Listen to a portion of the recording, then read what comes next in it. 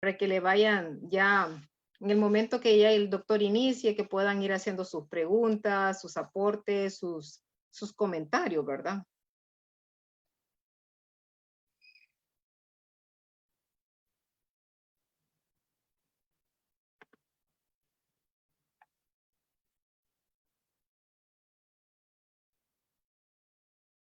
Para que le vayan ya, en el momento que ya el doctor inicie, que puedan ir haciendo sus preguntas, sus aportes, sus comentarios, ¿verdad?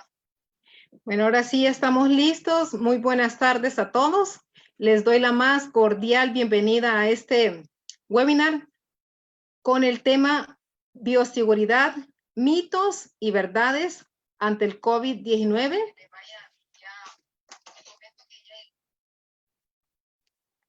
Y en esta tarde, pues, el doctor Gary Quesada nos estará compartiendo, ¿verdad? Los protocolos y también las medidas correctas que se deben realizar para poder afrontar esta situación con el COVID-19. Bueno, el doctor Gary Quesada es doctor en Medicina General y Cirugía, es egresado de la Universidad Católica de Honduras. Actualmente está cursando un diplomado en Epidemiología General en el Centro Internacional de Estudio Interdisciplinario en Perú. Está certificado también por esta organización Dynamic Training y Consulting en el curso de bioseguridad y gestión de riesgo.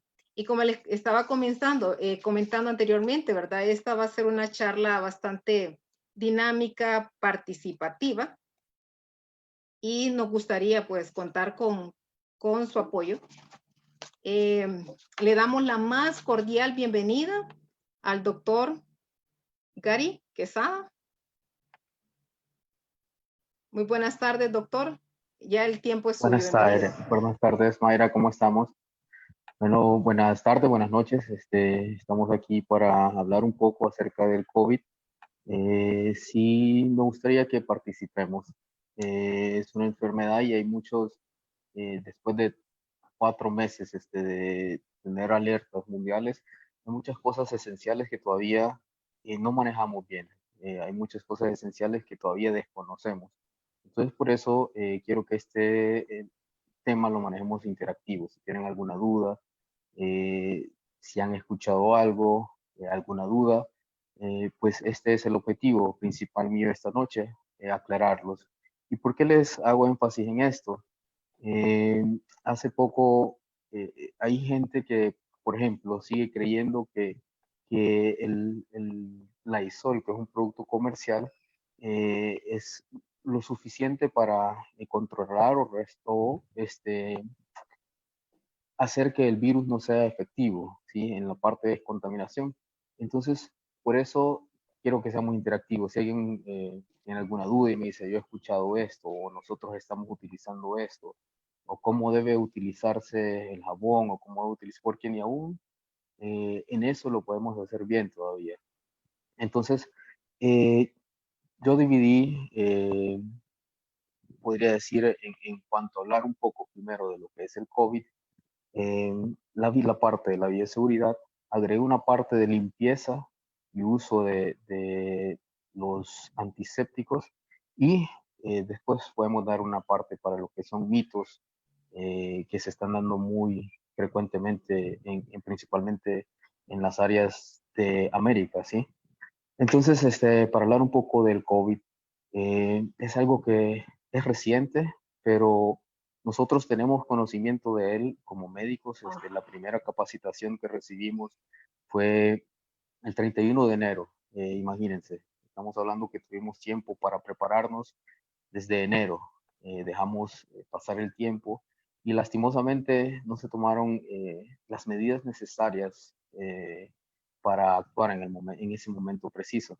Le voy a poner un ejemplo. La primera capacitación que yo di al personal en la empresa donde trabajo, la realizamos el 6 de febrero. Esa fue la primera capacitación que yo di. En ese momento empecé a hacer cotizaciones de equipos de bioseguridad, principalmente de mascarillas, y recuerdo el precio de una mascarilla N95 el 6 de febrero era de 34 lempiras, ¿sí? Ahora esas mascarillas las encontramos 150, 200 lempiras y normalmente no se encuentran ya en existencia. Eh, entonces, hemos tenido tiempo, no lo hemos utilizado de la manera correcta y realmente el COVID o el coronavirus es algo real. Todavía se sigue creyendo en muchos lugares que es un invento o una farsa de los diferentes gobiernos, pero es un virus y el virus lastimosamente genera muertes. La mortalidad de este virus, gracias a Dios, no es muy alta, es un virus con una mortalidad inferior a lo que es el 10%. ¿Qué quiere decir esto? Que si 100 personas se infectan en un lugar, posiblemente 10 vayan a fallecer. De estas 10, de estas 100, 20 van a requerir lo que son cuidados hospitalarios o unidad de cuidados intensivos, unas 14 personas. Pero en su gran mayoría de las personas que se infecten con este virus van a pasar con síntomas de resfriados comunes, ¿sí? Un catarro, dolor de garganta, tos, puede presentar fiebre y ese es el 80%. Entonces, esa es una ventaja la cual tenemos, que no es muy mortal, pero sí es muy contagioso. Eh, y ese es el problema que genera en el sistema de salud, que provoca un colapso. ¿Por qué? Porque se nos enferman 100.000 personas de un solo, como estamos viendo en países desarrollados o potencias mundiales, donde ni ellos han podido contener el virus. Entonces, ese es el gran problema. Por eso, las medidas de aislamiento, las medidas de bioseguridad son fundamentales para nosotros y nuestras casas, porque al final eso es lo que nosotros debemos cuidar, nuestras familias, las personas que nos rodean. Lastimosamente, eh, es algo que va a persistir por un tiempo. En medicina hay un término que se conoce como inmunidad colectiva. Esta inmunidad colectiva se adquiere cuando 75% de la población mundial se ha contaminado de alguna enfermedad. ¿Qué quiere decir esto? Cuando el 75% de la población del mundo infectada por coronavirus, podríamos decir que ya se ha superado la pandemia, ¿sí? Mientras no haya ese 75%, eh, van a seguir habiendo casos, van a seguir apareciendo casos día con día con día, porque no hay manera de detener el virus, no hay una vacuna, no hay medicamentos contra los virus, hay medicamentos que pueden ayudar a que las manifestaciones no sean tan fuertes, pero no hay una vacuna, un medicamento que podemos decir es efectivo. A la altura de hoy, ya mayo, y no se ha encontrado a nivel mundial tratamiento contra el virus, así como nunca se ha encontrado tratamiento para otro virus, por ejemplo el virus del herpes, que es algo común, que le aparece a la gente en la parte de la boca, que en nuestro país llamamos fuego, virus como el papiloma humano, virus como el VIH. En ninguno de estos virus se encuentra cura. Sí hay medicamentos que ayudan a disminuir síntomas. Entonces, ¿qué quiero decir con esto? No, muy posiblemente no vamos a tener una cura tampoco para el coronavirus. Y esto puede durar mucho tiempo, ¿sí? Eh, el coronavirus todavía se desconoce. Ahorita no podríamos decir, yo como médico soy experto en coronavirus, falso. Ningún médico, ningún especialista, ningún intensivista es ahorita experto en coronavirus. Eh, Cada día aparecen nuevos artículos, cada día uno como médico está leyendo diferentes artículos, tanto de transmisión como diferentes tratamientos, pero no hay todavía nada cierto.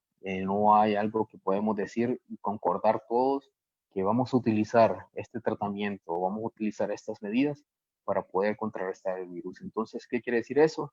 Que a medida pase el tiempo vamos a ir conociendo, pero lo que nos va dando a nosotros un poco más de conocimiento es el tiempo. Ahorita han salido muchas discusiones a nivel internacional que se ocultó información en China. La primera información que tenemos de China es muy diferente a la actual. En China realmente no se realizaron ni siquiera autopsias. Creo que fueron 4 en total las autopsias que se realizaron. Entonces no se estudió por completo la patología. Ellos sí hicieron un buen manejo, o entre comillas, un buen manejo de lo que es el aislamiento del virus. Lo hicieron bien en su ciudad, pero no lo hicieron para el mundo, porque si hubiese sido algo más intenso, más fuerte, unas medidas de precaución, se hubiera podido contener quizás el virus, quizás. Entonces, ¿qué quiero decir con esto? Hay mucho que aprender todavía de coronavirus. Hay mucho que vamos a ir aprendiendo a medida que vayan pasando los días, a medida que vayan transcurriendo los días. Al comienzo, por ejemplo, el, en 31 de enero que recibimos la charla, la primera charla, este virus se sabía que era de transmisión persona a persona. ¿Por qué? Por la respiración. Aproximadamente un mes después se dio a conocer que podía haber también transmisión a través de entrada vía ocular. ¿Qué quiere decir eso? Saliva que entraba por los ojos es capaz de contaminar. Hay otros estudios que indican que las heces pueden contener también el virus. Entonces, esto vamos a ir aprendiendo y conociendo más de este virus. Hace aproximadamente un mes ya se empezaron a realizar autopsias en gran escala en Estados Unidos y han provocado un giro en cuanto a lo que es la presentación de la patología. Es más, ellos están casi cambiando o cambiando la definición de una neumonía a casi una trombosis que se genera, que la enfermedad genera trombos y eso provoca obstrucciones a nivel pulmonar y eso genera daños, puede llegar a generar embolia y puede generar microinfarto, ¿sí? Pero es algo que todavía tampoco está al 100% comprobado, no se ha pronunciado en ninguna organización que diga es completamente cierto o vamos a seguir esa teoría y vamos a empezar con el manejo. Entonces, por eso tampoco no se encuentra con un manejo. Se habla de diferentes manejos. Es más, ahorita se está en la actualidad diciendo de un manejo que se llama catracho, el cual es combinación de estudios, ¿sí? Eso es lo que quizás puede traer un poco más beneficio en cuanto al manejo de esta enfermedad, ir conociendo qué es lo que va dando resultado, qué es lo que mejor va funcionando. Porque lastimosamente no podemos tener estudios. En medicina se trabaja a través de estudios científicos. Igual, los medicamentos, perdón, los medicamentos que son aprobados tienen que pasar bajo diferentes estudios tanto para beneficios como para riesgos, y entonces las casas farmacéuticas juntan todos los beneficios, todos los riesgos, y pueden decir, este medicamento es útil, es funcional para esta patología y es presentado a una organización que se conoce como la FDA y esta es la encargada de decir, ok, listo, este medicamento es aprobado, pero como médico, muy difícilmente vayamos a encontrar un medicamento para esto, ya que si no se ha encontrado durante años para diferentes virus, como les mencioné antes, no creo que vayamos a encontrar para el coronavirus. No sé, Mayra, si miré alguna pregunta y no sé si, si me ayuda. Claro, ahorita mismo. Bueno, por aquí hay un comentario de Wendy, que lo dijimos al inicio, ¿verdad? Que ella es maestra de educación y ella quiere enseñarle todo sobre, en especial lo que es sobre bioseguridad. Y también Héctor Morán, él es máster en dirección comercial y maneja un equipo de ventas. En la actualidad, el equipo de ventas tiene contacto con aproximadamente de 60 clientes diarios. Entonces, ¿qué les recomienda en este momento a ellos? A la maestra cuando los niños regresen a la escuela y también a esta persona que tienen Ok, este equipo de ventas. estas preguntas vamos a dejarlas ahorita para lo que viene ya la parte de bioseguridad. Miré algo de que me hablaba de Aquí hay otra de este. Juan Manuel. Ujú, sí, sí. Dice, nos han dado tantas estrategias sobre bioseguridad. Estas estrategias no son estáticas de manera que es muy importante para saber cuáles son las experiencias. Dice Gary como profesional de la medicina. ¿Cuáles son las experiencias, Gary, como profesional de la medicina? Ok, vamos a empezar entonces con la parte de bioseguridad, que es creo que lo que más nos interesa saber o nos hemos escuchado tantas cosas. Aquí hay otra Eh, también, ujú, no sé si antes de comenzar con la de bioseguridad, ujú, perdón por interrumpir, dice, ¿qué opina no hay de problema. la experiencia de Suecia y la apuesta por la inmunidad colectiva? Esta la pregunta la hace Alfredo Guzmán. Ok, es arriesgado, pero como les decía antes, la única manera para poder decir hemos o se ha logrado contener la pandemia es cuando se adquiere esa inmunidad colectiva, que es lo mismo que hacen o muy parecido a lo que se hace con la vacuna, ¿sí? Cuando 75% de la población mundial se haya infectado por el coronavirus, vamos a poder decir, posiblemente vamos a poder decir, hemos salido de la pandemia. Pero ¿por qué digo que es muy arriesgado? Porque es una enfermedad muy reciente. Hay pocos estudios, es más, muy pocos estudios y en este momento no podemos asegurar que una infección de una inmunidad permanente al humano. ¿Qué quiere decir esto? Eh, Se han reportado casos de personas que se vuelven a infectar. Se han reportado casos de personas que vuelven a salir positivas después de varias semanas.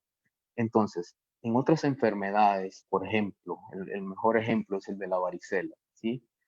Cuando uno se enferma de la varicela, el cuerpo genera inmunidad contra este virus. Cuando ya está la inmunidad, ya no nos puede volver a dar. Entonces, ya no es un peligro, ¿sí? Esto es lo que está haciendo Suecia y esto es lo que les planteo con la inmunidad colectiva del 75%. Eh, eh, Ellos dicen, bueno, se nos contamina toda la gente y ya no vamos a tener problemas, lo cual es arriesgado tanto para el sistema de salud porque puede haber un colapso y dos, que no se sabe si en 5, 6, 7, 8 meses vuelvan a presentar, las personas se vuelvan a reinfectar. Este tipo de respuesta inmunitaria la vamos a conocer dentro de 1 o 2 años, cuando a las primeras personas que les dio la enfermedad, se les haga algo que llamamos anticuerpos, estudios en la sangre, y si en la sangre de estas personas salen anticuerpos para el coronavirus, entonces vamos a decir, ok, entonces sí, la población eh, es inmune, podríamos decirlo, o si se enferma ya el cuerpo va a tener defensas para combatirlo. A eso se refiere la inmunidad colectiva y es algo que creo que es lo que Suecia está implementando. Bueno, vamos a continuar por acá leyendo. Bueno, Alfredo, tiene otro comentario aquí, Juan Sí. Manuel. Dice que cuál es la lógica que después de contagiarse el 75% de la población contagiada, ya iniciamos de forma natural a curar la pandemia.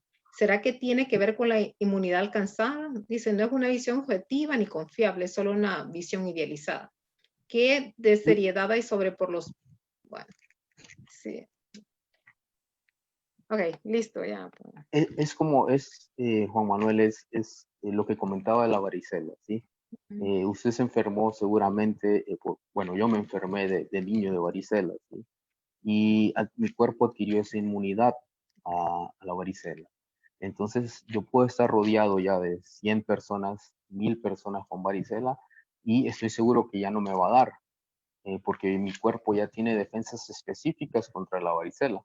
Entonces, al alcanzar 75% de la población mundial o de un país o, por ejemplo, de una ciudad, entonces el virus ya no puede contagiar con tanta facilidad. ¿Por qué? Porque vamos a ver 100 personas en un aula y de esas 100 personas solo 25 se van a poder contagiar. Entonces, eso es la inmunidad colectiva y es lo mismo o muy parecido a lo que hacen las vacunas en este tiempo.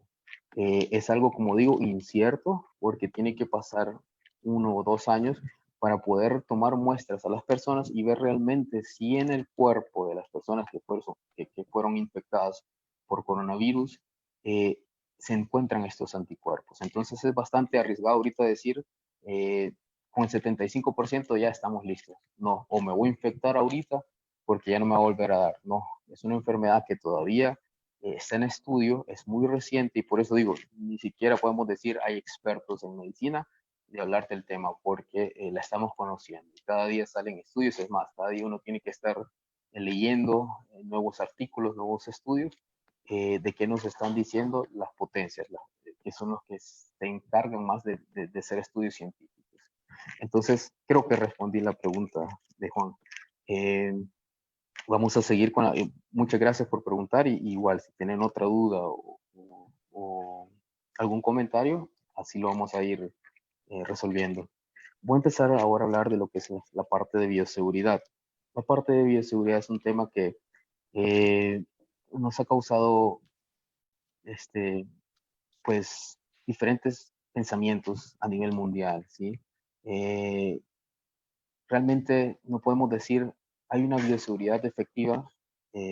Conocemos que en medicina o en lugares de cuidados intensivos sí hay realmente trajes especializados, pero yo en esta noche quiero enfocarme en dos medidas de bioseguridad que pueden ser, que pueden ayudarnos muchos a prevenir contagiarnos, que son simples, si las miramos de esa manera. No necesitamos un traje de astronauta, como decimos, para poder estar protegidos, ¿sí?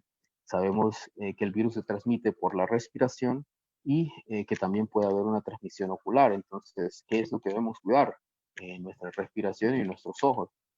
Y para eso hay dos cosas que pueden ser fundamentales, ¿sí? Que son mascarillas para proteger lo que entra a nuestro cuerpo y lentes para proteger nuestros ojos de gotitas. La transmisión por la respiración, van a decir, ¿y cómo es eso de la respiración? Son por gotitas. Cada vez que nosotros hablamos, de nuestra boca salen partículas, o cuando alguien estornuda, de nuestra boca salen partículas. Y es ahí donde va el virus y contamina a diferentes personas. Entonces, por eso es muy importante el uso de mascarillas. Claro, el primer medida de seguridad realmente en este momento es el aislamiento, ¿sí? Estar en casa, permanecer en casa, cumplir el distanciamiento social, que es más, se ha ido modificando. Antes no decían que 1 metro, ahora los nuevos estudios dicen que 1,5 metros aproximado. Entonces, esas son las medidas que nos van a mantener no completamente seguros, ¿sí? Pero que sí nos pueden mantener más confiados a estar protegidos. Entonces, para hablar un poco de la bioseguridad, no se necesitan mascarillas especiales si andamos como ciudadanos comprando en un supermercado, si andamos en un banco, ¿sí? Hay diferentes tipos de mascarillas y las que necesitamos realmente son las mascarillas quirúrgicas. Actualmente, como les digo, esto es de ir estudiando. Actualmente, la CDC, que es la organización encargada de prevenir lo que son las enfermedades, ya ellos están empezando a avalar el uso de mascarillas de tela dobles, y dicen que para que evitar el contagio, para hacer que el contagio sea tan rápido, que pueda ser efectivo el uso de mascarillas de tela doble, ¿sí? No es algo 100% comprobado, pero es algo que podría funcionar. En el caso de la maestra, de la profesora que me decía, de la directora que me hacía la pregunta, eh, va a ser muy difícil. Realmente que vamos a tener que aprender un tiempo a convivir con este virus y a seguir medidas estrictas personales. Y en este caso, los niños va a ser algo complicado porque las indicaciones de un uso de mascarilla generalmente son para personas adultas. No se recomienda para niños, bueno, menores de 2 años no se recomienda, no se recomienda para personas con alguna discapacidad o inconscientes, porque pueden provocar hasta asfixia. Y en cuanto a las mascarillas, tenemos las más comunes o las que más se están utilizando son las mascarillas quirúrgicas, que se las voy a mostrar. Este es un tipo de mascarilla quirúrgica que está aprobada para prevenir lo que es la enfermedad. Si esta mascarilla quirúrgica nosotros no las ponemos y son descartables. Sí, pero por la escasez que tenemos, por los precios elevados, lo elevado que se ha vuelto el precio de estas mascarillas, hasta se podría reutilizar. Importante de estas mascarillas es que tienen un fragmento de aluminio en la parte superior. Ese fragmento de aluminio que aquí puedo doblar y pueden ver que no sé, creo que se mira. Ese fragmento de aluminio es el que va a la nariz, porque hasta eso hay que enseñar. Ese fragmento de aluminio es moldeable y es el que se encarga de ir a la nariz porque es el que hace sello. Es el que hace sello. Ahí pueden ver cómo yo lo estoy moldeando. ¿Sí? Esta mascarilla es efectiva para poder utilizarla en lugares donde no hay contaminación. Supermercados, restaurantes, bancos, entre otros. ¿Sí? Ya hay mascarillas después de las quirúrgicas especiales, que son para personas con patologías, eh, para el personal médico, porque se ha hecho un negocio. Como les decía yo, la mascarilla N95 en enero costaba 34 lempiras, ahora se encuentra en 200 lempiras o hasta más. Entonces, las otras mascarillas que tenemos es, por ejemplo, que esta es una mascarilla KN95. Esta mascarilla se recomienda más para uso del personal médico y personal médico que pueda estar expuesto a el virus, por ejemplo, en los hospitales. Entonces, es una mascarilla que también es reutilizable. Eh, Importante en cuanto al uso de mascarillas. Las mascarillas nos dan protección respiratoria, pero si no sabemos utilizarla, si las contaminamos, entonces de nada nos va a servir utilizar estas mascarillas. Las mascarillas nunca debe tocarse la parte interna de ellas. Nunca se debe de tocar porque pueden llegar a contaminar. Si nuestras manos están contaminadas, contaminamos la mascarilla. Cuando uno vaya a utilizar una de estas mascarillas, por ejemplo, lo primero que uno tiene que hacer es el lavado de manos. Un lavado de manos de 1 minuto, ¿sí? Estamos acostumbrados a mojarnos las manos. Realmente un lavado de mano efectivo es más de 30 segundos y hacer bastante espuma con el jabón. Al tener las manos limpias, entonces procedemos a agarrarla de los bordes y después la ponemos, ¿sí? Nunca se toca la parte interna. Sí se puede manipular la parte externa de la mascarilla, pero no la parte interna porque inmediatamente contaminaríamos la mascarilla y ya no nos serviría. Es una mascarilla KN95. Y tenemos la N95, que es un poco más diferente. Esta es especial ya para uso intrahospitalario, podría decir yo, o para personal médico que está en contacto con pacientes COVID positivo. Esta mascarilla, al igual que la KN95, debe de ser siempre manipulada de la parte externa y nunca del borde interno. La vez pasada estaban, por el escaso de estas mascarillas, han salido nuevos estudios que hasta se pueden reutilizar, porque es caro comprar una mascarilla de 150 lempiras y utilizarla un día. Entonces, hay estudios hasta que están saliendo estudios en los cuales nos indican que podemos reutilizar estas mascarillas con ciertas medidas de precaución que ya se las voy a decir más adelante. Y lo otro importante de bioseguridad para personas para personal personas que no son médicos es lentes, ¿sí? Unas gafas normales, no tienen nada en especial, eh, no tienen ningún tipo de protección especial, es una gafa normal, que lo único que protege es completamente la cara, ¿sí? En los ojos, perdón. Entonces es esta otra que son hasta cierto baratos, podemos utilizarlos casi de manera permanente. Lógicamente siguiendo también los cuidados con lo que es la desinfección, ¿sí? Este es material resistente, entonces ¿qué quiere decir esto? Que después de que usted las utilice, se las quita y las lava. Las lava con bastante jabón y con bastante agua y están listas para volver a utilizarse. No sé si alguien tiene alguna duda o pregunta en cuanto a lo que son mascarillas y voy a responder creo a la pregunta de la directora. Lo que necesito, si se reactivara el sistema de salud, de educación, perdón, eh, sería un reto, sería un verdadero reto. ¿Por qué? Porque los niños eh, difícilmente siguen órdenes, difícilmente vamos a tener un niño con una mascarilla 6 horas, eh, difícilmente vamos a poder lograr un distanciamiento adecuado en una aula. Eh, Sería un verdadero reto, ¿sí? Pero eh, si llegara a pasar, y si queremos cuidar a nuestros pequeños, pues sería primero el control personal de cada niño. Al momento de ingresar a la escuela, cada niño eh, se le debe tomar la temperatura. Cada niño debe de tener su limpieza de manos correcta, su limpieza de la suela del zapato. Eh, en otros países como España empezaron a haber síntomas de pérdida del olfato. Entonces es algo que nosotros, los médicos, por lo menos yo como médico, lo he puesto en práctica.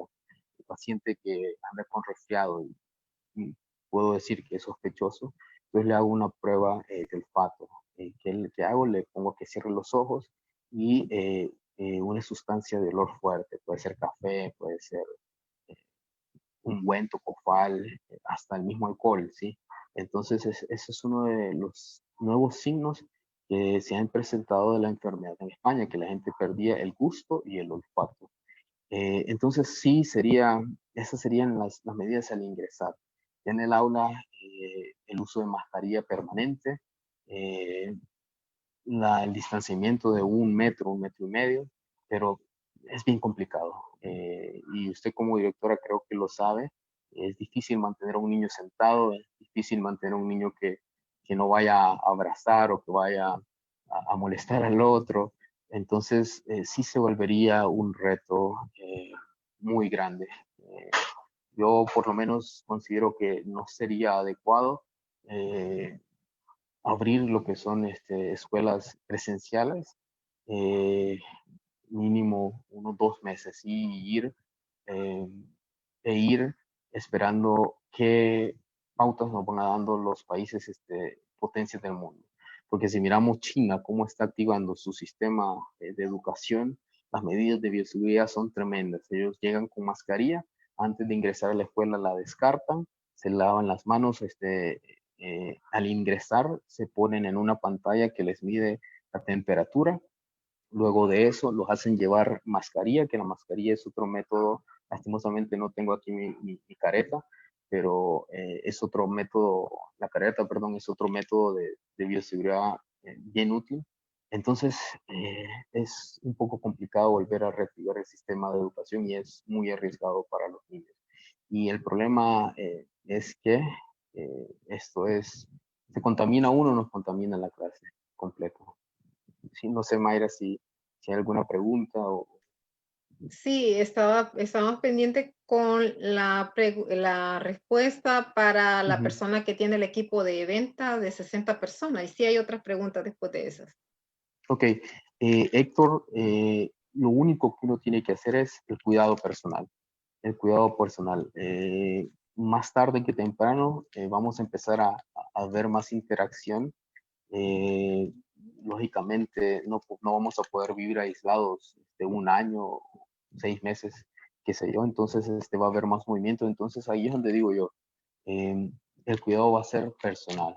Y eso es el uso de su mascarilla, el uso de sus lentes y después el manejo de su vestimenta, por ejemplo. ¿Qué es lo que hago yo como médico cuando vengo del trabajo, por ejemplo? Traigo mi mascarilla puesta. Al momento de entrar a mi casa, uno tiene que tener hasta esquematizado, si es posible, la entrada a su casa. Áreas de posible contaminación, áreas neutras, y señalar. ¿Por qué? Porque a nosotros se nos olvida. O sea, a mí me ha pasado que voy entrando y me acuerdo cuando ya doy el paso en el suelo y digo, wow, ando contaminado o no me he desinfectado de la manera correcta. Entonces, eso es importantísimo en las casas, las personas que salimos día a día. Tener áreas en que nosotros digamos, bueno, esta es área donde me voy a quitar los zapatos, me voy a quitar la ropa y me voy a bañar. Y así es como se debe hacer. Lo primero, entrar al hogar, no tocar absolutamente nada. si es posible que le abran la puerta, y si las casas tienen dos entradas, pues utilizar una solo como área de contaminación, y si no, pues esquematizar bien por dónde voy a caminar, para después lograr desinfectar. Entonces se ingresa a su casa, se lava las manos, retiro de lo que es el equipo, retiro de los lentes, el retiro de la mascarilla. Ya al momento de retirar esto, volvemos a lavarnos las manos y empezamos a quitarnos la ropa. Después de quitarnos la ropa, ponemos la ropa en una bolsa aparte y empezamos a hacer lo que es el baño, ¿sí? Y ya así podemos entrar a lo que es nuestro hogar, porque el cuidado va a ser más personal, más mío y de mi hogar, porque no sabemos las otras personas si cumplen las medidas. Entonces, para este tipo de casos que tenemos que salir a laborar, eso es lo que tenemos que hacer, seguir estrictamente y ordenado las medidas de bioseguridad, que esas serían las más importantes. Y esto aplica también para las áreas administrativas, porque también William hizo la pregunta, también estudiante de Fuerzas Vivas, y también René Castillo estaba preguntando sobre el entrenamiento especial para guardias de seguridad. Esto aplica para los sectores. Todas las personas, ahorita podríamos decir que hay diferentes riesgos, ¿sí? Riesgo bajo es la persona que no sale de su casa y que puede cumplir casi por completo la cuarentena. Riesgo medio, la persona o alto, la persona que sale de su casa, ¿sí? La persona que tiene que salir eh, comprar, la persona que tiene que salir a laborar, entonces ya entran en un riesgo alto.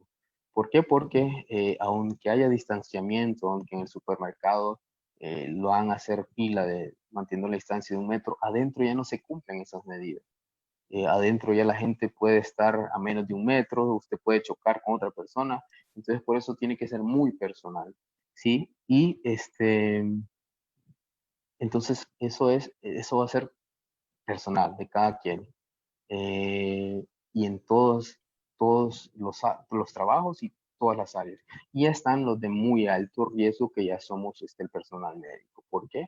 El personal médico, personal de enfermería, yo incluiría también ahí muchos guardias de seguridad, incluiría personal de aseo, por ejemplo, porque son personas que están más en contacto con muchas personas. Entonces, al estar en contacto con muchas personas, también lo vuelve con un alto riesgo a poder contagiarse o contaminarse. Pero mientras se sigan las medidas de bioseguridad correctas, en cuanto a lo físico, estamos bien, porque esa es solamente lo físico. Después de eso están las medidas de seguridad eh, en el hogar, lo que compramos, lo que comemos. Entonces, ese ya es otro tema también que es bastante amplio. Muy bien, por acá en otra de las páginas también donde se está transmitiendo, doña Nancy Mallorquín comenta que cree que se ha abusado del uso del cloro. Y qué bueno que está esta charla, ¿verdad? Para poder disipar dudas y educar. Creo que también eso puede entrar uno dentro de lo que son los mitos, ¿verdad? El uso excesivo de cloro. Ya vamos, ahorita voy a hablarles de lo que es la limpieza, eh, y eso es muy importante, lo que es el uso del cloro, lo que es el uso del alcohol, es de mucha importancia para mantenernos también, porque esta es la parte personal, ¿sí? Ya la limpieza es la parte de alimentos, la parte de piso, la parte del hogar, ¿verdad? Entonces no sé si hay alguna otra pregunta en cuanto a lo que es mascarillas o Sí, bioseguridad personal. aquí tenemos dos preguntas casi parecidas de Alfredo Guzmán, que dice, ¿de qué material es conveniente hacer una mascarilla casera? Y también Wendy pregunta, ¿qué tantas veces se puede usar esta mascarilla después de lavarla? Ok, buenas preguntas. Como les decía, actualmente la CDC nos indica que se pueden utilizar mascarillas de tela eh, con doble o dos o tres filtros, o sea, 2 o 3 capas. Lo ideal es una mascarilla quirúrgica, pero por ejemplo en Honduras una mascarilla quirúrgica que antes nos costaba 5 lempiras, Ahora se puede encontrar 18 o 20 lempiras o más. Y muchas, lastimosamente, hasta son hechizas. ¿Qué quiere decir esto? Que uno las abre y se rompen. Son falsas. Entonces, hay un método que se ha hablado muy poco y es el uso de mascarillas de tela con un filtro en medio. ¿Qué quiere decir esto? En casos de emergencia, la vez pasada alguien que está en Estados Unidos me preguntaba, eh, ¿qué puedo utilizar? Es una persona con una enfermedad de base muy fuerte. Me decía, ¿qué puedo utilizar si no encuentro mascarillas? Si no hay nada que pueda comprar, que puedo utilizar por el hospital. Eh, no sé, creo que todos conocemos los filtros de café. El papel filtro del café nos da una protección muy similar a lo que son las mascarillas. Entonces, en caso de emergencia, se puede utilizar mascarillas de telas con un filtro de café en medio. No sé si me doy a entender. Lastimosamente no tengo aquí ningún filtro de café, que es el papel que se pone en las percoladoras con el café y el que hace donde cae el café y el agua. Entonces, ese puede ser un método, una medida de emergencia para utilizar. En cuanto a lo que son lavables, si son de tela de dos capas, se pueden lavar y seguir reutilizando, pero siempre con mucho cuidado, eh, con el debido distanciamiento, porque no está comprobado al 100% de que sean efectivas, sino lo que nos dice la CDC, que evitan la transmisión a velocidad. Entonces no nos dicen que no va a haber transmisión, sino que podría disminuir la transmisión. Entonces hay que tener también mucho cuidado con esos términos que nos hablan eh, los organismos especializados. Entonces, sí recomiendan para nada mejor el uso de una mascarilla de tela con doble tela, pero no nos dicen que es 100% efectivo. Entonces, si usted puede, su mascarilla quirúrgica es más que suficiente. Si se la pone 1 hora, 2 horas, con tal de que usted siga las medidas que yo le dije de no contaminarlas o utilizarla por ejemplo, si sale a comprar 2 horas al súper, entonces no es que la va a descartar. Si no tiene otra, puede fácilmente dejarla guindada en un lugar. Es más, puede rociarla con un poco de alcohol y dejarla el día, por ejemplo, que ya no la usa. Las medidas importantes es no contaminar la parte de adentro. Uno se la pone, nunca toca la adentro y se la quita, ¿sí? Entonces, no sé si respondo la pregunta o si hay alguna otra pregunta con respecto a lo que son las mascarillas. Bueno, con respecto a las mascarillas, aquí solo un comentario nos está haciendo Wendy, Sí. que encontró un video en YouTube donde enseñan a hacer Ujú. mascarillas de 2 telas con un filtro en medio, pero dicen que se debe cambiar periódicamente el filtro. Correcto. Es el filtro que les digo yo de café. Ujú. Por eso les digo, estas mascarillas las están vendiendo en 80 lempiras, ¿sí? Si usted compra una mascarilla de tela y tiene filtro de café en su casa, perfectamente puede utilizar usted su mascarilla de tela, ingresa el filtro de café, se la coloca y después descarta el filtro, lava su mascarilla y al día siguiente puede hacer lo mismo, poner otro filtro. Si el filtro no está muy mojado, puede reutilizarlo, ¿sí? Pero si el filtro está húmedo, entonces mejor cambiarlo. Muy bien. Bueno, como hemos escuchado en las noticias, ¿verdad? Que muy pronto hay algunos sectores de la economía que se van a estar activando. Y aquí Gaby Rodríguez está haciendo una pregunta con relación a eso. Dice, ¿considera que es prudente que se reactive la economía en las próximas semanas, pese al alto índice de personas infectadas a nivel nacional? Hablando de Honduras, eh, no es lo correcto, ¿sí? Eh, Lastimosamente no hemos hecho las cosas bien en nuestro país. No tenemos tan siquiera la cantidad de infectados reales. Hay muchos temas en cuales los médicos discuten de que son más la cantidad de fallecidos, que se han ocultado datos. No es lo correcto. Es una decisión bastante arriesgada. y más que la OMS, las organizaciones, la Organización Mundial de la Salud, las organizaciones fuertes en cuanto a lo que es medicina, que son esas dos, ellos nos han dicho que esperan en América se llegue a lo que es el pico de la enfermedad a finales de mayo y junio. Entonces, reactivar la economía en el pico de la enfermedad podría ser algo que levantaríamos más adelante y eso aumentaría muchísimos los fallecidos y sería muy riesgoso y muy complicado. Pero si se llega a hacer, pues creo que si seguimos las medidas que les he hablado esta noche, vamos a por lo menos cuidar nuestras vidas y cuidar la de nuestras familias. ¿Sí? Sí, y añadiendo un poquito a esto de la reactivación de la economía, también por acá estaba preguntando qué se recomienda para el transporte público, buses y taxis.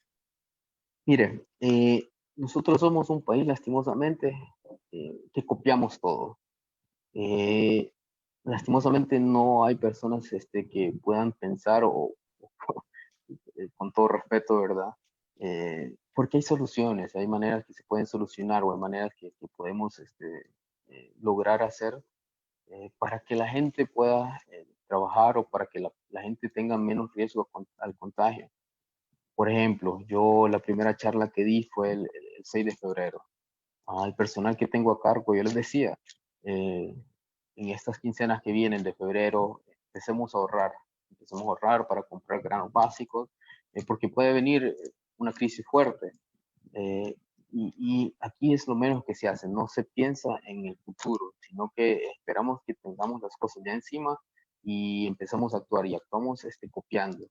Y una de las medidas, por ejemplo, que a mí me parece poco eficiente, es la medida de circular con un número de identidad, por ejemplo. Eso es algo que se empezó a hacer en Panamá.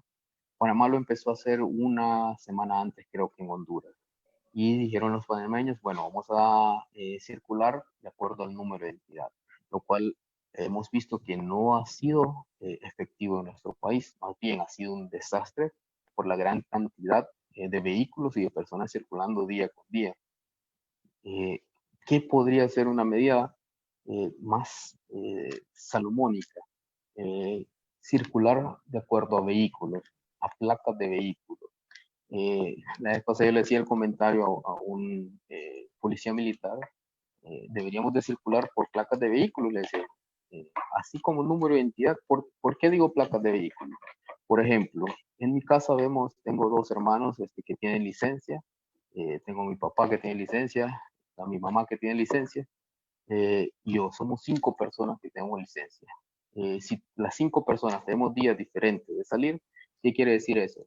Que podemos salir 5 días a la semana sin ningún problema. Y el problema lo está ocasionando en cuanto a lo que es la circulación, la clase media, que es la que tiene el vehículo. ¿Por qué? Porque la clase inferior se queda en sus colonias y hacen sus compras en sus barrios, en sus pulperías, eh, en sus supermercados más cercanos, pero la clase media es la que está realmente circulando de un lado a otro y no hay restricciones. O sea, si usted vive en la zona sur, puedes ir a cualquier lado de la capital. Entonces, eso genera mucha contaminación. Entonces, ¿qué pasaría si decimos, bueno, solo van a salir, hoy sale el carro con placa 1? Entonces, eso limita a salir lo menos posible a una familia. Si antes podían salir 5 personas en una semana, entonces ya solo van a poder salir ese día y se van a hacer las compras o lo que se tenga que hacer de acuerdo a ese día y no saturar la ciudad, porque realmente yo que salgo a trabajar, cada día me hago más carros, o sea, es increíble. Tráfico a las 2 de la tarde casi todos los días. Entonces, son medidas que no están dando resultado y que lastimosamente nuestras autoridades no escuchan sugerencias, ¿sí? Porque sería una medida muy efectiva. En cuanto a lo que es el transporte público, eso sería, como las escuelas, un gran reto. Eh, el transportista vive del día a día, pero también tiene que entender de que es un alto riesgo para él transportar personas de un lado a otro. eh, ah, se han escuchado ya sugerencias de medidas de dividir cabinas, que creo que sería lo más eficiente y lo más efectivo en este momento. Por lo menos transporte, autobuses, de los grandes, sería creo que lo último que debería de activarse. Sí, el sector de taxis podría habilitarse con la separación de la cabina delantera con la cabina trasera y con la conciencia del conductor. ¿Qué quiere decir esto? Yo tengo una amiga en Beijing y ella dice, la diferencia entre China y el resto del mundo es que tenemos una mentalidad colectiva. Yo cuido mi vida, pero también cuido la tuya. Y aquí no. Entonces, ¿qué quiere decir esto? Si se sube un pasajero a una unidad, entonces la labor debería de ser limpiar esa cabina, limpiar con los desinfectantes aprobados para que la persona siguiente no corra el riesgo de contaminarse. Entonces, sería un tema de conciencia, de mucha responsabilidad también, pero creo que se podría hacer si se cumplen esas medidas. Muy bien. Bueno, preguntas. Hay otras, pero no están tan relacionadas en este momento. Bueno, esto es algo parecido con la anterior. Si se sigue manejando la idea de que los niños tienen menor peligro que sus padres y también a los mayores de tercera edad. Entonces, Son temas que, como les decía antes, no son ujú, muy conocidos. En China, por ejemplo, donde decían que se presentaba la enfermedad como un resfriado, una neumonía, ya cuando llegó a España y empezaron a haber estudios, ya tenían pérdida del olfato, pérdida del gusto, que eso no se presentó en China. Entonces, sí, aparentemente hay algo que es contradictorio realmente en medicina, ¿sí? Porque los picos de edades son los más vulnerables, tanto los ancianos como los niños. Son las personas que más se nos enferman, las que más cuidamos, porque sus defensas son más bajas. Pero sí hay aparentemente una menor agresividad del virus a los niños. No quiere decir que no le va a dar, no quiere decir que no pueden fallecer también, sino que aparentemente según los estudios o según los datos internacionales, sí están menos propensos, pero siempre se puede infectar y siempre pueden haber fallecidos. Es más, hoy estaba mirando en España y empiezan a presentar, perdón, en Estados Unidos empieza a presentar una enfermedad muy conocida que está provocando inflamación en la parte inferior del mundo. Es una enfermedad complicada, muy parecida a una enfermedad que se llama enfermedad de Kawasaki. Entonces, esto sería algo nuevo. Entonces, por eso lo digo, no hay expertos, no vemos expertos, no hay quien pueda decir esto va a ser así, así. Entonces, siempre tenemos que tener mucho cuidado con niños y adultos, que siempre van a ser los más vulnerables. sí, también antes de conocer algunos de los mitos, hicieron una pregunta también en el chat. ¿Cómo se explica que alguien supuestamente sano y joven muere y alguien mayor con esa enfermedad base sobreviva? Esto es del sistema, tiene que ver mucho con el sistema inmunitario. Eh, no es algo que voy a decir los adultos van a morir y los jóvenes van a vivir, ¿sí? Tiene que ver mucho con lo que es la parte del sistema inmunitario, si el joven se cuida, por ejemplo, si el joven tiene una buena eh, defensas. Entonces, ese tema es bien complejo, ¿sí? Porque, y eso es lo que eso es lo que hemos estado viendo en estos países de Europa y Asia, que generalmente se enfermaba el adulto. Ahora, cuando ya esta enfermedad empezó a presentarse en países más cercanos, ya miramos que el joven también se enferma y el joven también puede fallecer. Y eso, como les decía antes, o sea, todos nos podemos enfermar, ¿sí? Pero de 100 personas que se enfermen, 20 van a correr el riesgo de presentar síntomas fuertes o de necesitar hospital. Que ahí en esos 20 pueden ir adultos, niños y jóvenes. ¿Y qué quiere decir esto? Por ejemplo, si nuestros ventiladores mecánicos, que son pocos los que tenemos en nuestro país, están ocupados, y de estas 20 personas, pongámosle, un joven ocupa un ventilador y no hay, va a fallecer lastimosamente, ¿sí? No es que se va a recuperar o que su cuerpo va a ser capaz, no, porque ya cuando se ocupa medidas de asistencia respiratoria, entonces se necesita conectar a una persona a un respirador. Entonces son muchas las variantes y pueden influenciar en cuanto a lo que es edad. Bueno, muy bien. Entonces, doctor, no sé si nos comparte algunos mitos sobre lo que es la bioseguridad que se han Sí, estado realizando mal. antes de los mitos, quiero hablarles de un poco del cloro que me mencionaban, ¿sí? Porque Ah, esa ok, es la muy parte de bien. la desinfección de la casa y desinfección de los alimentos.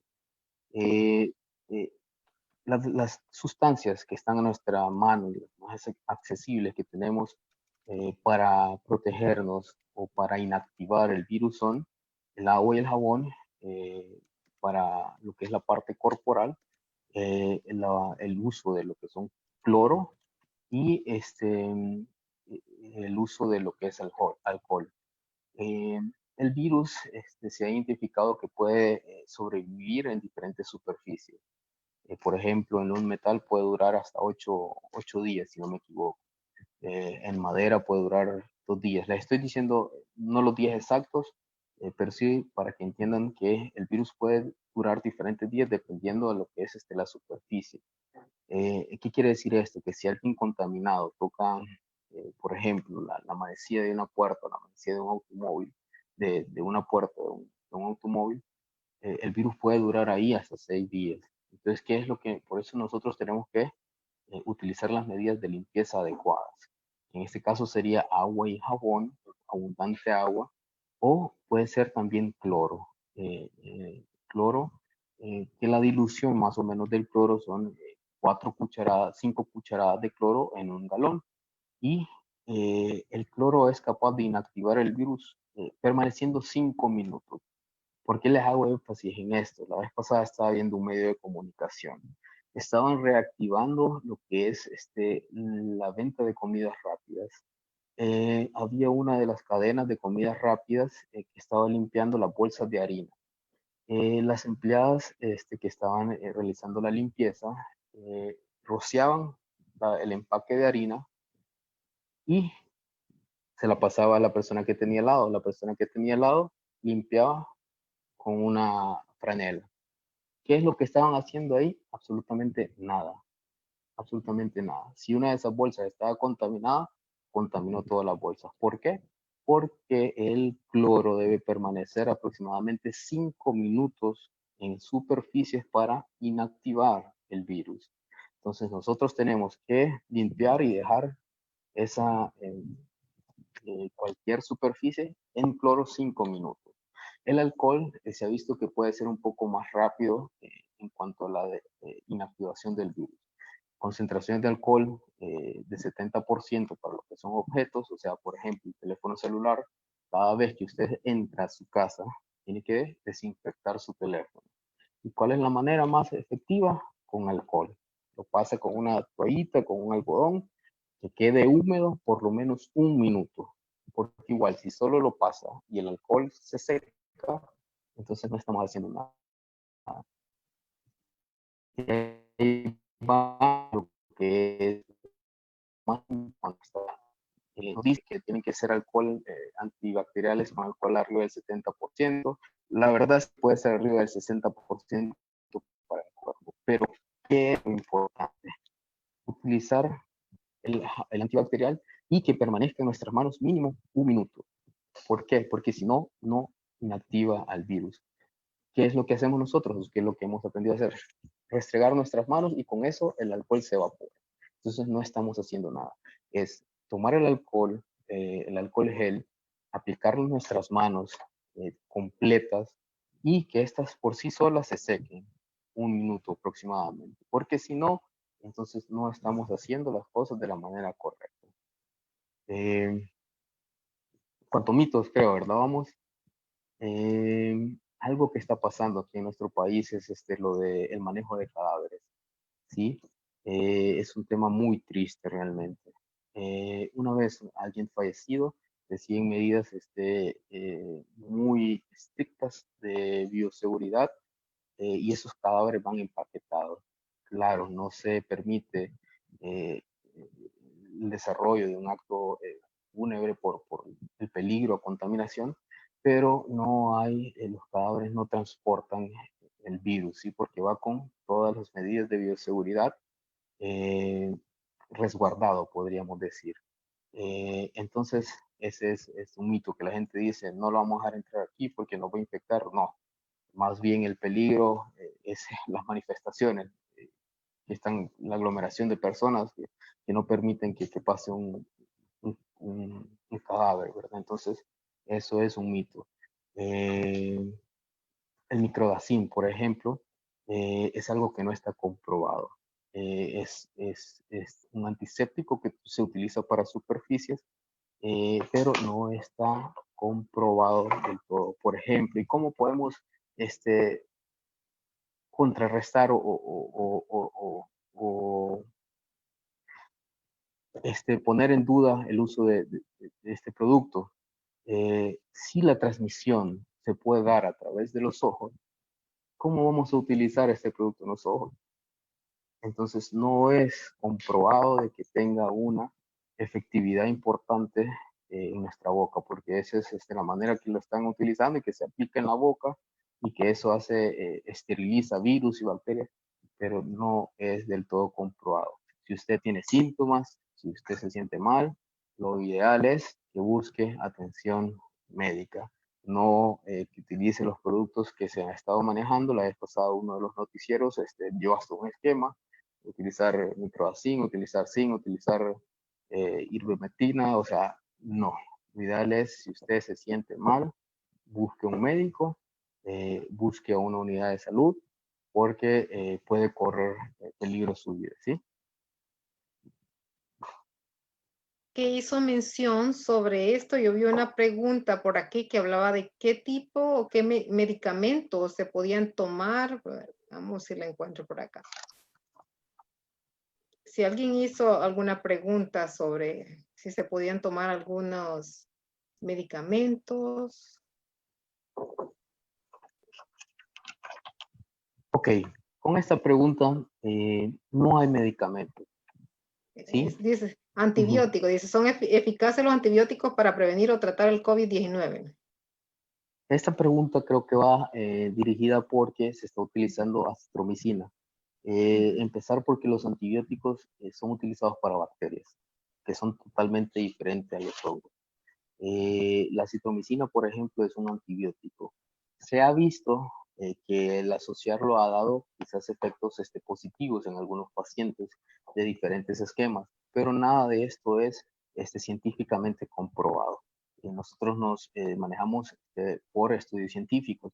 Si ya tuviésemos la cura, si ya tuviésemos un antibiótico efectivo, estaría yo seguro que países como Estados Unidos ya tendrían bajo control la pandemia, que ya no tuvieran limitantes en cuanto a lo que son cuarentenas y ya no habría ningún problema. Entonces, no hay ningún antibiótico que esté comprobado que tenga un efecto en contra de lo que es el virus. Sí hay recomendaciones, sí hay que se están estudiando diversos medicamentos, y así es como se va quizás a lograr llegar a una, no una cura, sino una manera de un mejor manejo de la patología, porque realmente cura contra el virus no vamos a encontrar en estos momentos, ni una vacuna. Una vacuna podría tardar mínimo un año. Hablaban en Universidad de Estados Unidos que 6 meses, pero después de esto que viene, la alta demanda, países potencia van primero a adquirir todas las vacunas, el costo. Entonces es bien difícil. Entonces no hay un tratamiento específico, no hay un manejo médico específico. Sí hay estudios que se están realizando y viendo que quizás están dando resultados, pero como cada población es diferente, también cada resultado genéticamente del cuerpo puede ser diferente antes, diferentes tipos de tratamientos o de medicamentos, ¿sí? Bueno, esta pregunta era de Sandy Mayorga y también le agradece por la respuesta. También el ingeniero Bonilla, por acá, usted mencionó algo sobre los respiradores. Entonces, él dice, respecto a una información que escuché sobre el tema de los respiradores, que en Italia dejaron de usarlos porque los consideraron contraproducentes y encontraron que lo que causa el virus son trombos y que con inflamatorios se puede tratar. ¿Qué nos puede decir? Sí, sí, es algo como les decía yo. eh, son diferentes estudios, ¿sí? Por eso es que hay ahorita tanto problema con la primera información que dio China, porque China nos decía que era una neumonía, pero es lo que les comentaba, solo habían realizado creo que 4 autopsias, es por lo menos lo que ellos documentan. Ya las cifras no se creen las cifras de contagios ni las muertes, porque son muy pocas para una ciudad que es de tamaño de Honduras. O sea, Wuhan es una ciudad de 9 10 millones de personas, y decir que solo hay 4.000 fallecidos, y ver cómo habían cadáveres en las calles, entonces no creemos mucho ya esa información. Aparte de que ya al momento de que Italia, España y Estados Unidos empezaron a realizar estudios, principalmente Italia y Estados Unidos realizaron estudios en cadáveres, autopsias, en los cuales se encontraron trombos en lo que es el sistema respiratorio, en el sistema venoso. Entonces, por eso es que lo que se trató de hacer, o lo que se está tratando de hacer, es que los pacientes no evolucionen a una insuficiencia respiratoria. Entonces, yo les decía hace unos 2 meses a un grupo de colegas, si el trombo o si los coágulos fueran el problema, sería la mejor noticia que podríamos tener los países socioeconómicamente de clase baja o de clase de extrema pobreza. ¿Por qué? Porque no tenemos ventiladores mecánicos. Entonces, si, si la vida de un paciente no depende de un ventilador mecánico, sino que depende de un tratamiento efectivo antitrombótico en el momento preciso, podría dar muy buenos resultados. Y es lo que se ha estado estudiando en Estados Unidos a través de las autopsias, donde han encontrado coágulos en el sistema respiratorio pulmonar, y que eso es lo que llevaba a la dificultad respiratoria y a lo que aparentemente era la neumonía que reportaba China. Entonces, eso sería de mejor pronóstico, una enfermedad que forme coágulos a una enfermedad que lleve una neumonía casi terminal.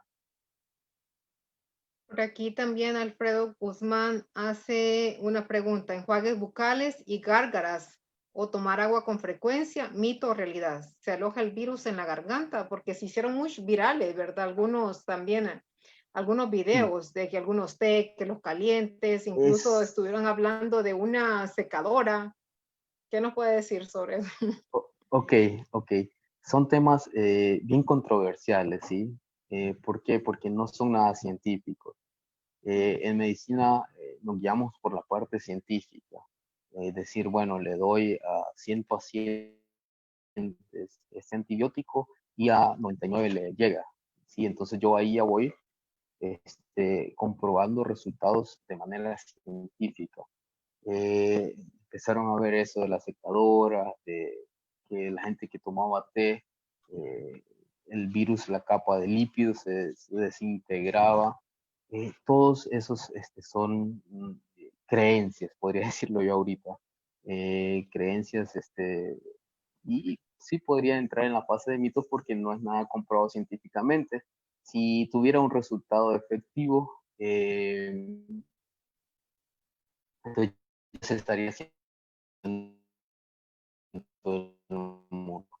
Recordemos, ¿no?, que si tenemos 100 personas y de esas 100, 80 hacen gárgaras, 80, las 100, perdón, hacen gárgaras, se ponen la secadora y 80 se mejoran, van a decir que se mejoraron por lo que hicieron, y realmente no, sino que se mejoraron porque es la manera que actúa la enfermedad. 80 se van a mejorar con agua, acetaminofén si tienen dolor, si tienen fiebre, y 20 lastimosamente van a requerir hospital, cuidados intensivos y hasta ventilador mecánico en una menor cantidad. Bueno, otra pregunta de Alfredo Guzmán. ¿El cambio en la pigmentación de la piel en paciente con COVID-19 mito o realidad? Ok, eso es algo que se ha estado observando en España y es algo que hemos observado en pacientes con COVID positivo. Es más, hoy miraba una entrevista en España donde ya los pediatras estaban, los dermatólogos, perdón, estaban sugiriendo de que las enfermedades atípicas de pigmentación se incluyeran como parte de los síntomas de COVID. Como les digo, no podemos decir es falso, no podemos decir es verdadero, pero sí se están viendo ya casos de pacientes que están empezando a tener dermatitis o problemas dermatológicos. Es más, en Estados Unidos ya empiezan a ver en niños fuertes problemas por coágulos en la piel. Entonces no es mito, es una realidad. Puede presentar la enfermedad, alteraciones cutáneas, alteraciones gastrointestinales, alteraciones respiratorias, entre otras, ¿verdad? Aquí Williams Garay también dice de cuánto tiempo es el periodo de incubación del COVID-19, específicamente en qué área de nuestro cuerpo se desarrolla el COVID positivo. Ok, no hay un tiempo específico, ¿sí? Yo recuerdo cuando empezaban a ver los casos en China, que empezábamos a estudiar de la enfermedad y a leer diferentes artículos, encontré uno de los artículos que una de las personas que salió positiva, el periodo de incubación fue de 29 días, ¿sí? Entonces, normalmente se maneja que el periodo de incubación va a ser de 14 días, pero se han visto casos de 24, 29 días en estudios científicos, o sea, que la persona se logró a través de la cuarentena determinar cuándo fue el último contacto que tuvo y así determinaron ellos que el periodo más largo fue de 29 días, pero normalmente se cree que 14 días. Ok, muy bien. No sé, ahorita ya no hay más preguntas en el chat. ¿Hay algo más que nos pueda aportar? Eh, aprender a seguir las medidas de bioseguridad, aprender a cuidarnos y a cuidar, ser conscientes, ¿sí? De que si nosotros nos cuidamos, estamos cuidando a nuestra familia o a las personas que podamos estar en contacto cercano, ¿sí? Y posiblemente va a ser una enfermedad con la que vayamos, con la que tengamos que convivir eh, varios meses todavía. Bueno, creo que aquí estoy revisando Juan tiene hay un antes y un después del COVID. Según su coexistencia y expectativa, habrá un post-COVID-19. ¿Cuáles serían las estrategias de la bioseguridad en ese tiempo post-COVID-19? Ya cuando ya diga el gobierno, bueno, ya salimos todos. ¿Cuál es? Hablaba ahorita hace poco con un pediatra muy reconocido y realmente que tenemos que aprender, ¿sí? No va a ser lo mismo. Muchas cosas van a tener que cambiar.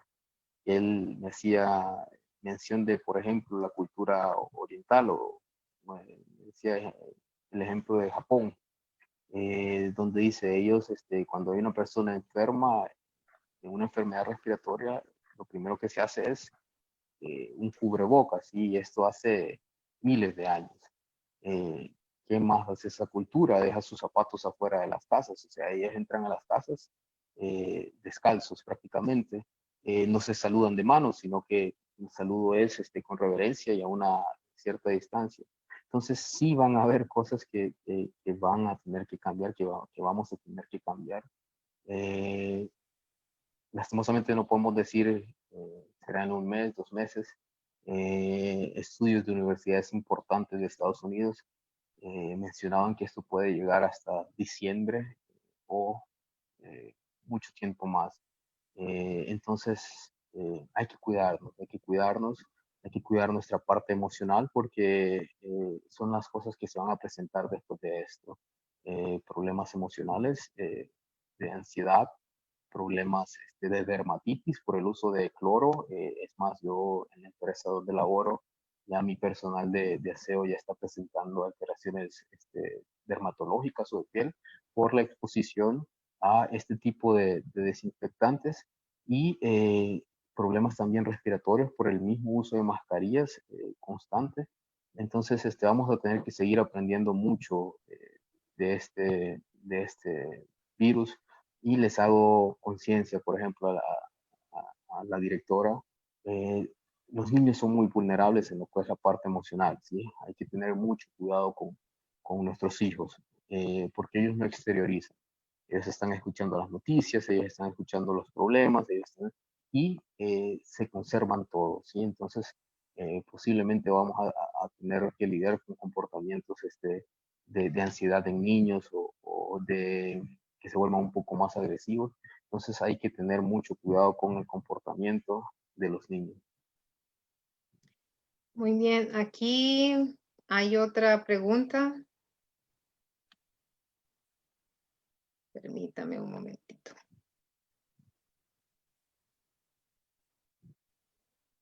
¿Qué hay de los pacientes asintomáticos? Son seres excepcionales. Mm, No necesariamente, o sea, como le decíamos, de 100 personas, 80 pueden pasar hasta desapercibidos, que no presenten ningún síntoma. Eh, Otras van a requerir ya hospital, que van a empezar a tener síntomas muy fuertes. Otras solo van a cursar con una gripe o con tos. No podemos decir todos van a tener los mismos síntomas porque cada cuerpo es diferente, cada sistema inmunitario es diferente, cada alimentación es diferente. Y respondiendo a una pregunta que se nos había olvidado, principal, donde vamos a encontrar el virus es en la vía aérea, ¿sí? Lo que son la parte nasal, por eso es que uno de los exámenes se realiza a través de un hisopado nasal, perdón. eh, entonces es el lugar donde, porque es un virus respiratorio, entonces lo que nos afecta con más frecuencia es la parte respiratoria, aunque puede provocar manifestaciones en otros lados, como gastrointestinales, como cutáneos, pero normalmente se localiza en esa área. Y la detección se hace a través de un hisopado o se puede hacer también a través de pruebas de sangre que son a través de lo que son los anticuerpos que presenta la persona ante este virus. Dice el ingeniero Bonilla, ¿cuánto tiempo cree prudente para que se encuentre la vacuna contra el COVID-19? Es como lo veníamos diciendo, creo, va a ser difícil. Hablan de los estudios más avanzados que hay, es uno en Estados Unidos, que estos siguieron el estudio de una enfermedad que se llamaba la enfermedad del SARS, que es la misma producida por el coronavirus, que era un síndrome de distrés respiratorio agudo, que también causó muertes allá por el 2007, si no me equivoco, que fue. Entonces ellos continuaron ahora con ese estudio. Ese creo que es el estudio que va más avanzado para una vacuna. Pero igual, al momento de tener una vacuna que viene, tiene que hacer pruebas con personas. Después de estas pruebas, tiene que haber un tiempo para ver si realmente da una inmunidad o si la persona se vuelve a contaminar aún con la vacuna. Después de esto, entonces, pasa al periodo de aprobación. Después del periodo en que se aprueba, se empieza a producir. Si el laboratorio va a dar la patente, si solo ellos la van a producir. Después de esto, entonces se empieza a ver la distribución, que lógicamente empieza por las potencias, ¿verdad? Entonces, la vacuna no es algo que podamos decir pronto. Una vacuna, podríamos pensar un año y medio, siendo muy optimistas. Entonces, eh, no es algo que vaya a ser muy rápido. Williams está haciendo otra pregunta. Dice, ¿con qué frecuencia puede una persona asintomática contagiar a otras personas? ¿Existe un número específico de contaminación o contaminaria del completo? ¿Todas las personas están en su entorno? Y, esa es una pregunta que se manejaba que no era tan eh, infectivo el virus, que no generaba tanta infección en personas. Eh, por ejemplo, decían que si habían 100 personas en un lugar que creo que la capacidad de infectar eran entre 7 y 11, ¿sí?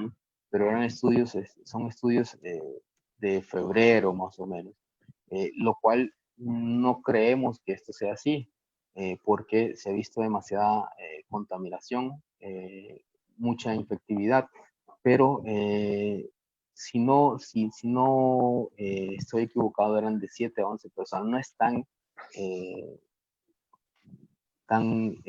no tiene tanto poder de infección como ser, por ejemplo, la varicela. Pues la varicela, donde vaya y si hay 1000 personas, puede infectarla a las 1000. Se suponía que este virus era aproximadamente de 7, pero 7 a 11 personas, no era mucho.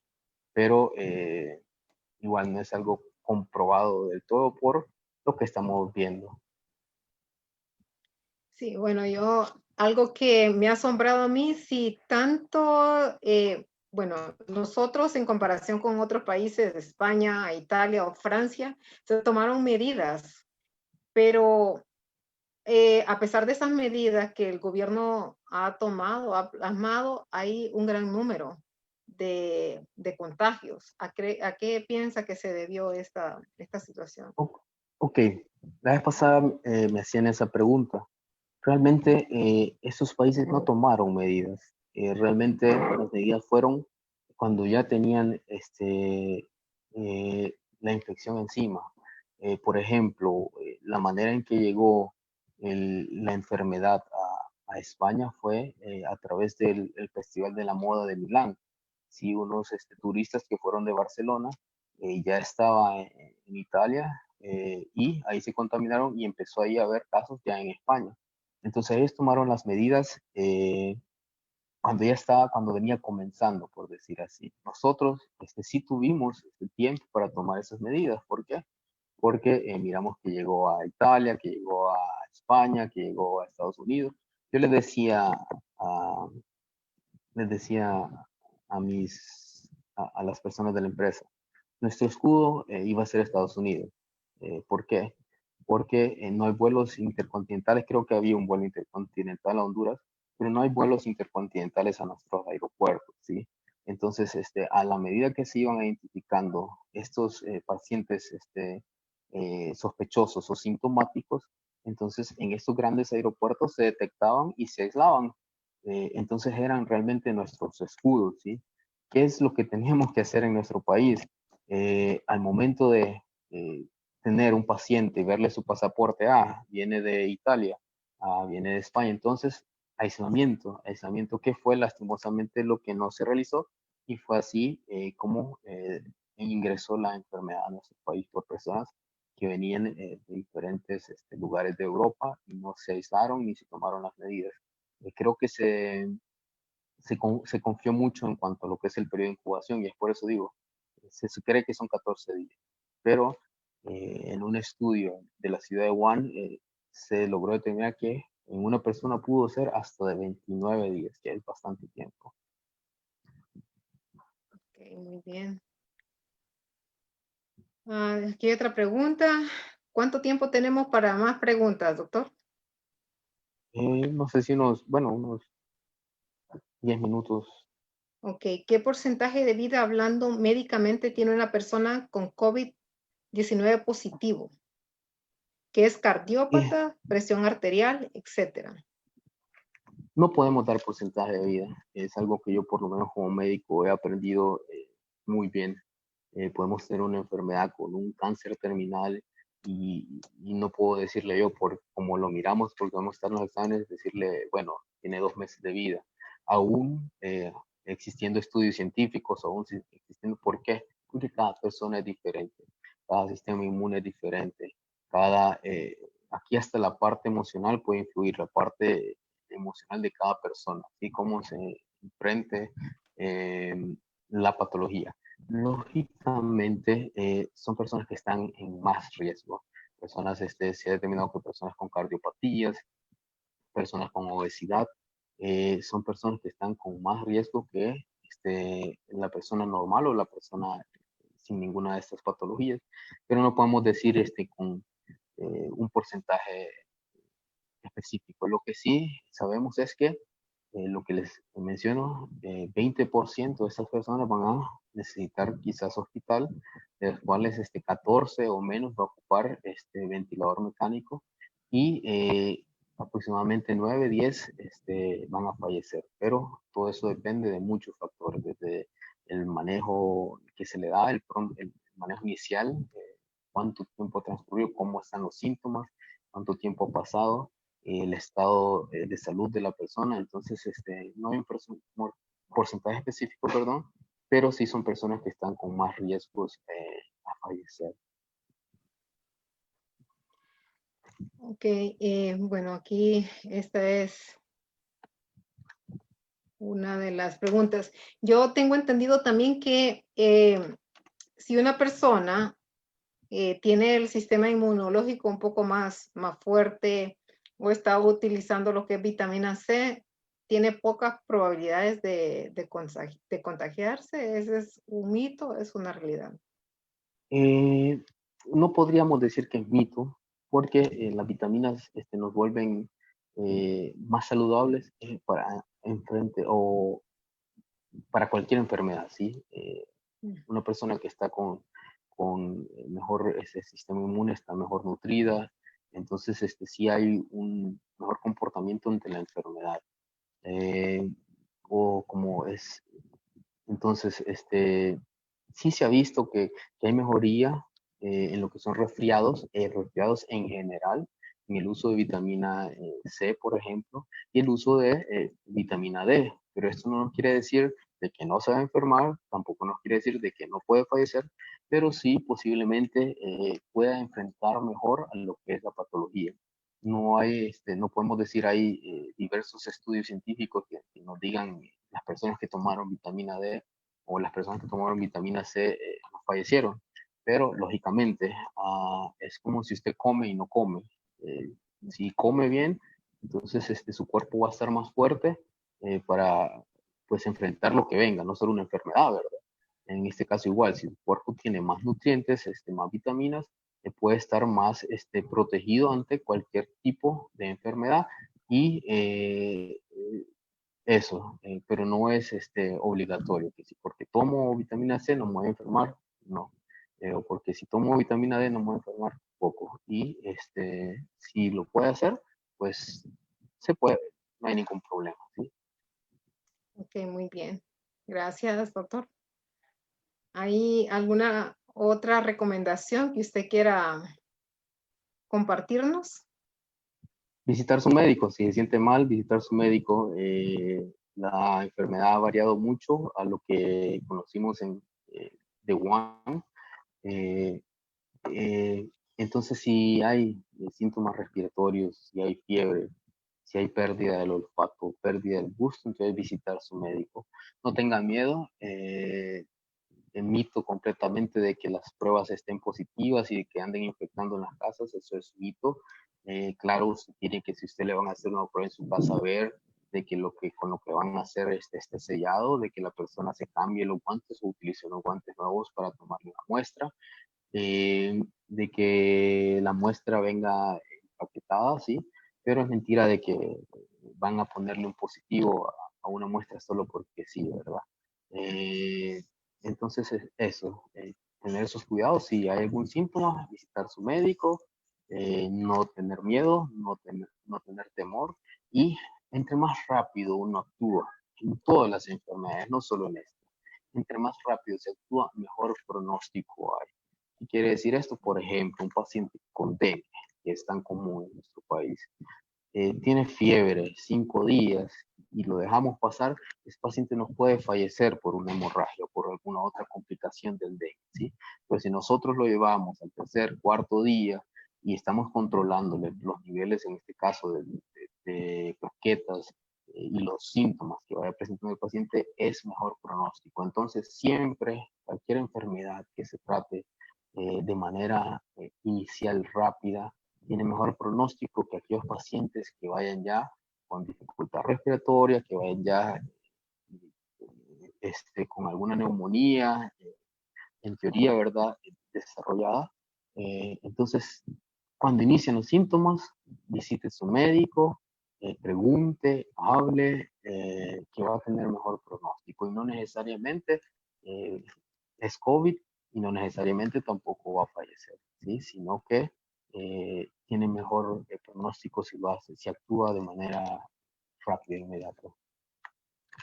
Bueno, si gusta también, doctor, usted puede compartirnos su contacto si alguien, pues, le gustaría hacerle alguna consulta de manera privada. Entonces, ¿dónde lo pueden contactar?